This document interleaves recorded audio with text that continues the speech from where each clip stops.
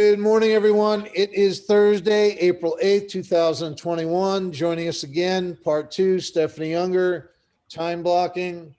Stephanie, where did you want to pick things up?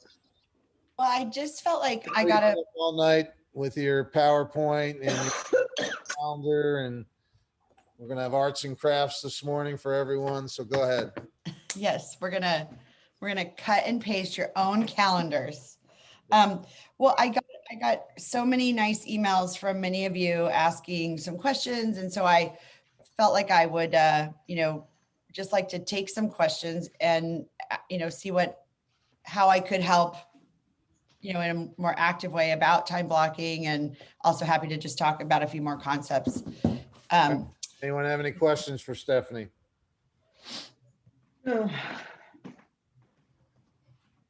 Yes, no? So, well, let me then just Stephanie? jump in by. Oh, yes. Who's that? I had a question about the virtual assistant that you use. Have you had a good experience with a particular company? Yeah, there's a couple of companies in particular that also are more real estate specific. So one is My Outdesk. Is anybody else using My Outdesk?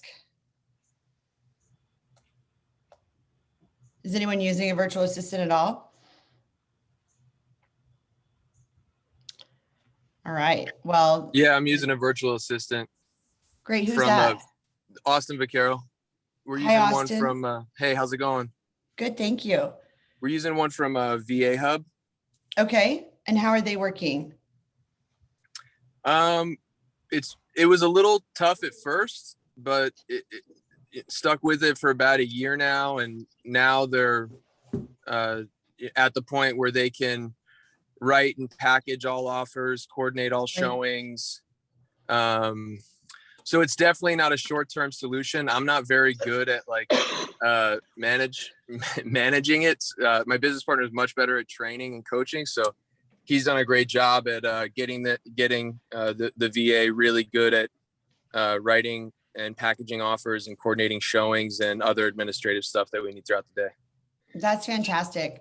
And I mean, not to put you on the spot, Austin, but I think it's really great that to hear from you that's working, and also the amount of commitment it takes. I mean, it's going to take that much time with a traditional assistant anyway.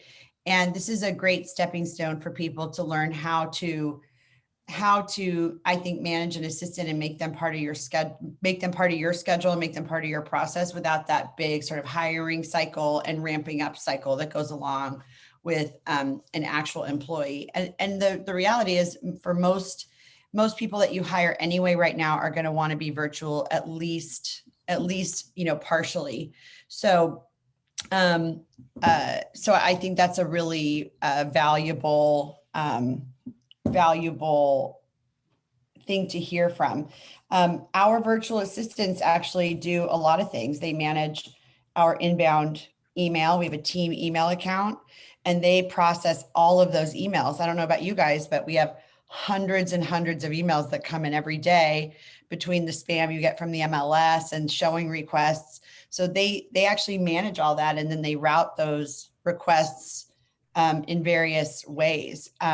They help us with scheduling. They help us with communication. They send out offer info sheets. They answer basic questions about scheduling and things like that. So, and it's far from perfect, but it's so much better than not having the help.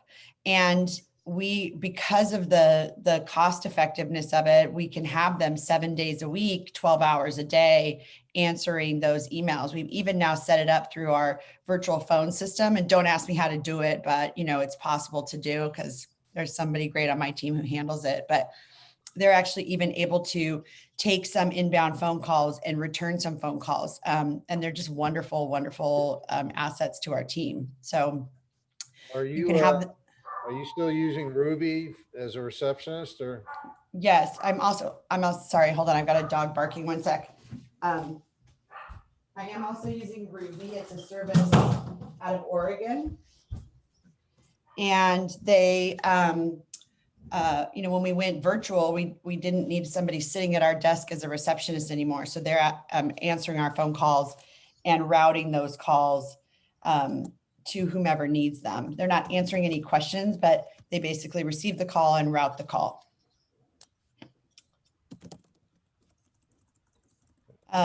So any other questions about the virtual assistant concept? I'll post the name of the company that we use, and then Steve can certainly send that out too. Other Hey, questions? Stephanie. Hey, Stephanie, on that virtual assistant, like you let them handle, I mean, pretty much all tasks, or, like in terms of like privacy and things like that. Do you ever worry about that with them? No, I mean, I'd love to say I do, but the reality is that you're going to have the same problem with the regular assistant. What is it that you would worry about from a privacy perspective? Just in terms of like, entering data. I mean, we have a backend system at where I'm at, in terms of entering data, having access to other client data and things like that. I would say to you that any good assistant has to have access to all of that information. And so I can't imagine that there is any successful business owner anywhere who isn't prepared to give certain levels of access, almost unlimited access to the people that support them. Otherwise, they really can't support you. So, in our CRM, we can discontinue their access at any time. No one has permission to export from our CRM. So we have those kind of guardrails in place. And, the thing to think about when you're hiring somebody like that is to set aside in your time blocking schedule, you're going to have to actually allocate like 1 hour every day. And I would do it first thing in the morning, where you're working with them and you're communicating with them. So, maybe that's 9 to 10, maybe you can start earlier and doing it from 8 to 9. But I would have it, part of my time blocking would be, that connection with my assistant. And if you do this, that has to be like an absolute, like you cannot cancel that appointment. So that's one of those immovable appointments, in my opinion. One of the things I wanted to say about yesterday, about time blocking as well, is, in my calendar, I have all of these blocks. And whenever I'm assessing what I'm doing in these blocks, especially the hold blocks, like if I've got a prospecting appointment or my, really, I don't miss meetings and I don't move meetings, because people rely on me to be there and they rely on you to be there, and they're in my schedule forever. So it's not ever a question. I don't accidentally schedule something over them. But when I'm moving something, before I just delete it, when I'm scheduling over something, before I just delete it, I'm thinking about where I might move it to. And so I'm not trying to just automatically remove these prospecting dates from my calendar, if you will. So but I'm not also worrying about it if I'm not going to stack up 7 hours of prospecting on a day because I've canceled 2 days worth of prospecting, but I am trying to actively think, if I move this window to do something fun or do something that seems less business related, where can I put it before I just cancel it? Other questions for Stephanie? I have a question. Hi, it's Donna Castagnana. Hi, Donna. Stephanie. Hi. So, okay, this is kind of like twofold. One is I've never had a virtual assistant. I've had, like in the past, some real assistants, but I'm hard to work with. So I guess I'm a bit demanding and I try to be nice. And then secondly, can you use these virtual assistants as like for prospecting? I mean, I'm going to say no to that at this point, because that is your job, and that's why you really want to, this is what Steve was saying yesterday. If you don't understand that prospecting is your job first and foremost, you can't hire somebody to do it for you. Okay. I think that at a certain level, you might hire an inside sales associate or an outside sales associate, but Donna, what kind of transaction volume are you doing? Well, it's just me.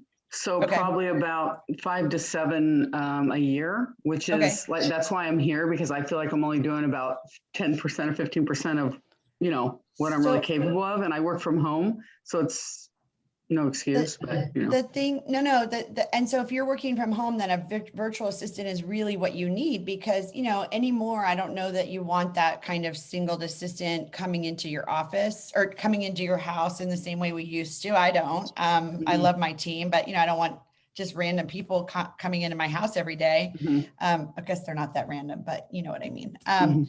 So the thing that I would be thinking about with any virtual assistant are, what are the tasks that you do that are rote and repeatable that they can do for you? And so the one that comes to mind most importantly is scheduling showings, scheduling inspections, you know, all of the scheduling things that you do. And communicating with your client. They can, you know, send an email, you know, introduce them, get them an email address that is relevant to your email address, and let them confirm you with the appointments with your client, so that you're not doing that. And I do think it elevates you in the mind of your client that you have a professional assistant who can reach out on your behalf to do things like schedule showings, to do things like schedule inspections and appraisals. As a follow-up to that, the other thing that's really valuable is when you have listings, to let that person schedule all the inbound showings as well. So all that email that comes in, you know, I really do try hard to, as I get inbound email or inbound text messages, to send those to the people on my team who actively do those particular kinds of tasks. Okay.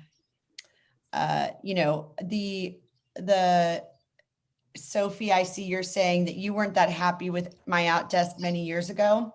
You know, it's interesting. I think that I have had some of the same kind of perception. And so I tried it again in the pandemic out of necessity. And I have to say, I feel like the quality of the people that are working on our behalf are wonderful. Both of ours are based in the Philippines, and they're both educated and polite and professional and so hardworking, and candidly so incredibly grateful for the opportunity that they send me messages all the time about how much they enjoy working with our team. So I might just revisit this and know that in the same way, I don't know, in the same way we've evolved to be more open to doing things digitally, you know, I think virtual assistants have evolved because companies understand that the need and the desire for those things are greater than they were several years ago. So I think it's a great point.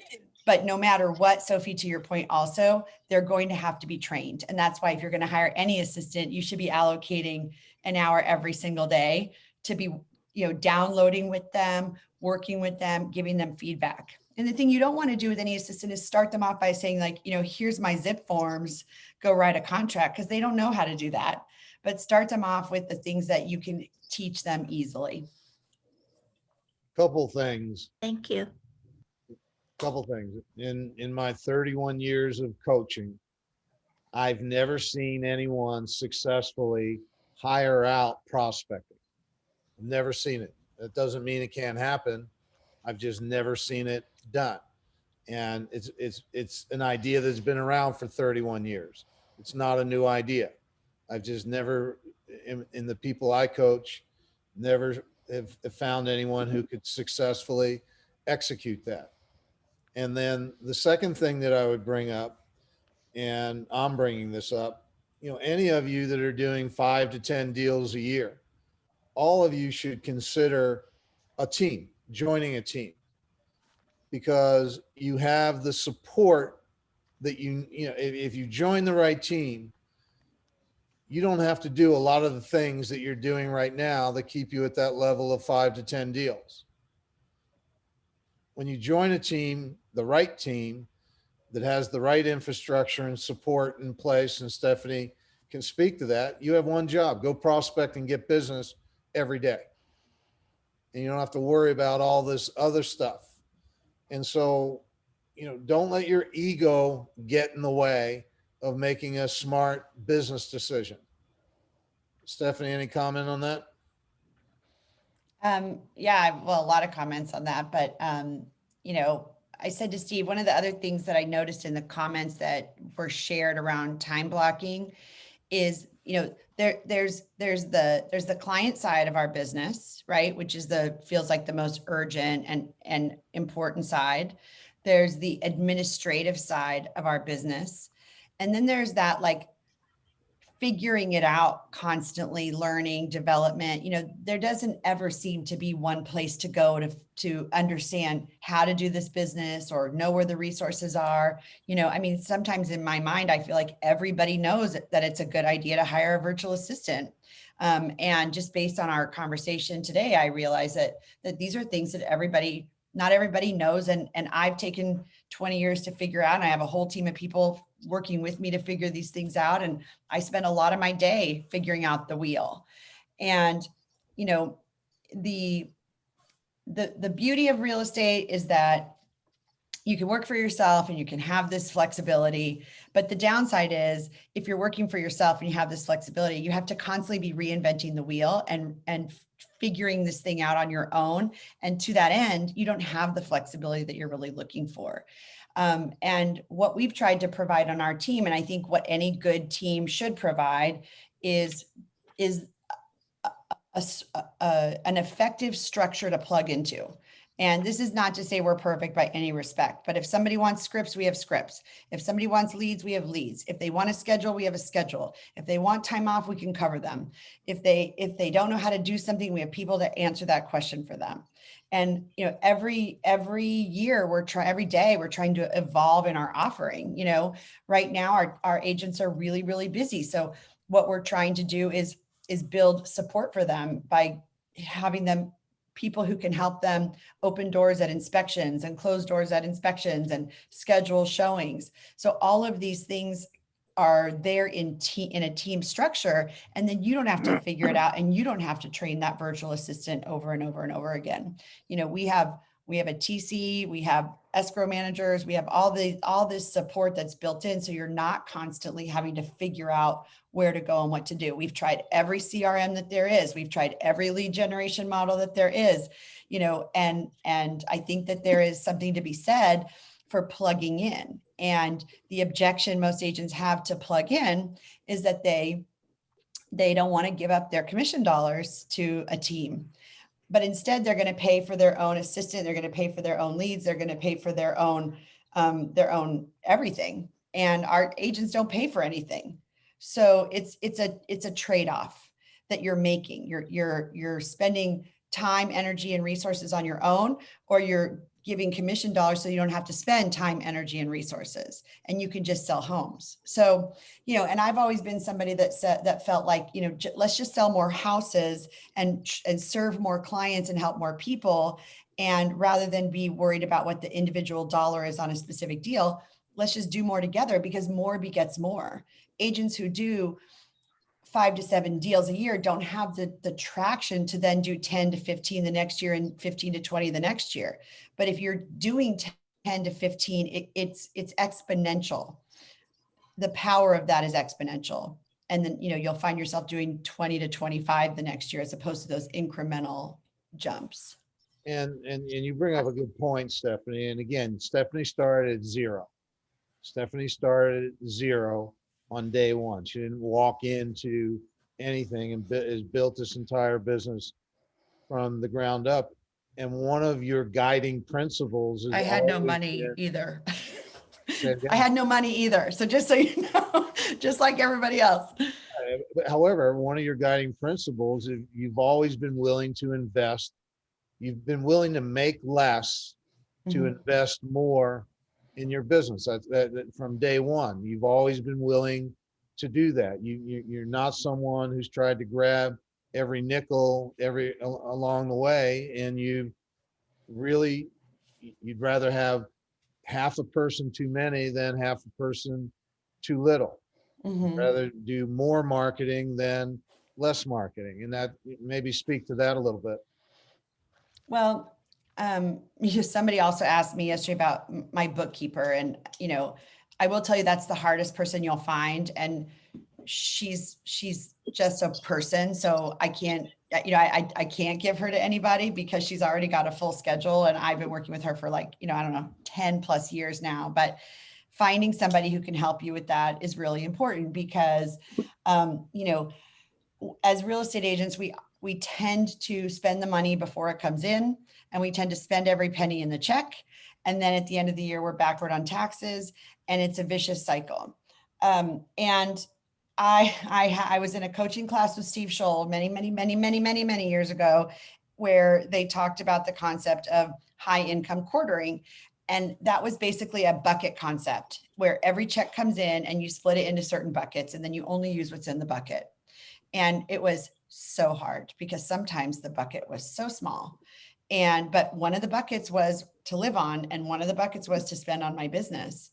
And so I really tried to live that way, which meant, I waited a long time to do certain things to live on because I had this other bucket that I had to spend on my business. And so, that was just a choice I made. It was a hard choice. And I'm not saying that it's the only way, but if you're willing to spend on your business, then you can actually grow your business. But if you're not willing or able to do that, then I would highly suggest that you go plug into somebody else's business, because that's going to allow you to have your personal bucket to be twice as big.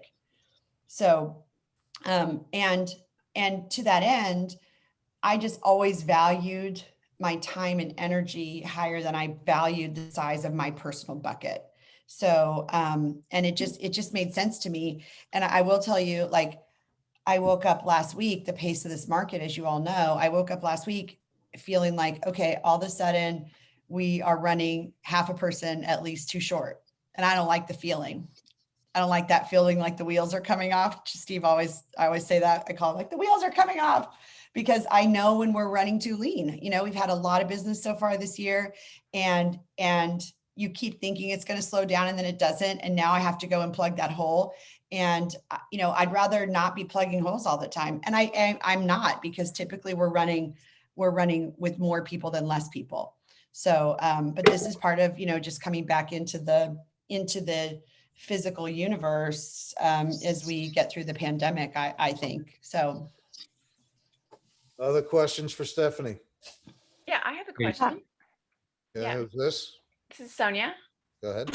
So, and regarding the teams, especially right now, because if it was something, we're thinking about doing, but with the pandemic and the way things are, and I'm aware that some teams and people have been shifting and in business, some people have lost some members, but how do you go about, if you are interested in a team, especially right now, since we're still not fully open, to go ahead and do that and approach a team?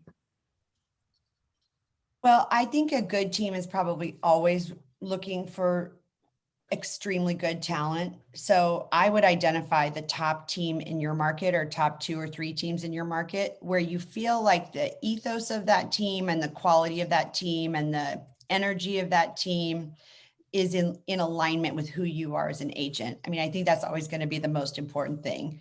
Do you respect the team leader? Do you respect the work that they do? You may not always like it, I will tell you that, but do you respect them? And if you can respect that person and you think they're endeavoring to do great quality work, then I would approach them regardless of what the status of the pandemic is. Throughout this whole year, we've been meeting with people, and sometimes it worked out to bring them on, and sometimes we reached out in a few months when we had more need. And so I would say that I would not hesitate just because of the pandemic. We're just now doing like a soft partial reopening of our office with limited staff, with limited occupancy. And so we're really, really excited about that, because I think it's going to be an opportunity for people to come together and get the benefit of the team. But, most every company in the world has been working remotely to some degree this year. And so there's no reason why a real estate team can't benefit from that. I'll assure you that my team is so Zoom fatigued. Nobody wants to be on Zoom anymore. I know how much we all love seeing Steve every morning on Zoom. He brightens our day, but that's just that. I didn't make that choice. The pandemic made it for us, right? So I wouldn't let the pandemic stop me from approaching a really top team right now. Yeah. Other questions for Stephanie? I have a question. It's Denise. Go ahead. Hi, Stephanie. Taking back to the answer to a previous question, you said, bless you, you wouldn't start the VA off with like giving them access to your files, but you would start them off with the easy things. So other than scheduling appointments, what are some of those other things that you think would be appropriate to start them with? I'm not saying I wouldn't give them access to my files. I'm just saying that I would start every single day with a, time blocking a meeting with my assistant, whomever they are. And I would go through all the things that I have to do today and all the things that they know they have to do today. And I would figure out what things I can take off my plate and put on theirs. And as you evolve in your relationship with them, they'll be able to do more things for you. And then you can focus yourself on prospecting. They should have access to your calendar so that they can really see when they should call you and when they shouldn't. My assistant knows that in between every meeting, as soon as I'm out of a meeting, I'm probably calling her, especially if I'm in the car, because then I can download with her in those windows. So whenever I don't have a scheduled call, she's my next phone call, because it's an opportunity for me to say, okay, has anything come in that I need to know about? Is anything happening that I need to know about? What do you need help with? How can I guide you? But we start every day by downloading together so that she knows how to help me stay in my schedule. Additionally, what I'd love to have in my assistant, every assistant, and mine's pretty good about this, to say, okay, here's what you have tomorrow. I've prepped your listing appointment for you. Your comps are done and they're in the file. Your showings are scheduled and they're all in your calendar, and all the phone numbers you need are in your calendar, and all the peds are done. So those are the kind, you just think about what is it that you do in every given day. And of those things, how can she support you? If you're a cold caller or you're a Sphere prospector and you're working through your database, she or he, I shouldn't specify, mine is a woman. But she should give you a list of the 10 or 15 phone numbers that you need to call that day. She should be working in your database with you to say, here are the people that are popping up. The good thing about companies that have VAs that are real estate specific is most of them are already trained in Follow Up Boss and Boomtown and the top CRMs. So you don't have to do that. They can literally just pop in there and start to help you set up reminders to call certain people on certain days, and then serve you up. But by the way, here are the 10 people that you're supposed to be calling today. So they shouldn't make those calls for you, but they should deliver you the list of people to call. And then that in your time blocking schedule, you're going to call those people. One of the things I think that one of the slippery slopes in time blocking, and I'll just say this one last thing because I think it's really important. So in that schedule I showed you the other day, I have these blocks of time as either myself or you, where either probably you are showing property or writing offers or prospecting. And the really important thing to remember is if you don't have a showing, then you're prospecting. If you don't have an offer to write, then you're prospecting. And you're trying to shoehorn your showings into those time blocks. But if you don't have showings, you don't just cancel the time block and go, fool around. That's an appointment that you have with yourself. And it's one of $3 productive activities. So, and your assistant is trying everything that they can to keep you effective in that zone. So I have a couple questions I could ask. I use Follow Up Boss and the Compass CRM. And time blocking, Michael, if you have specific questions, I'm sorry if I didn't answer them, but please reach out to me, Stephanie@stephanieyounger.com. In my business, I invested 25% at the beginning, and hiring a showing agent, I think it just depends on how much business you have. But I still think most of my buyer's agents, when I've offered them a showing agent to help them open doors for showings, they prefer to do that themselves because they feel they're going to convert better. So that was like a rapid fire question and answer. Do any of your agents have assistants?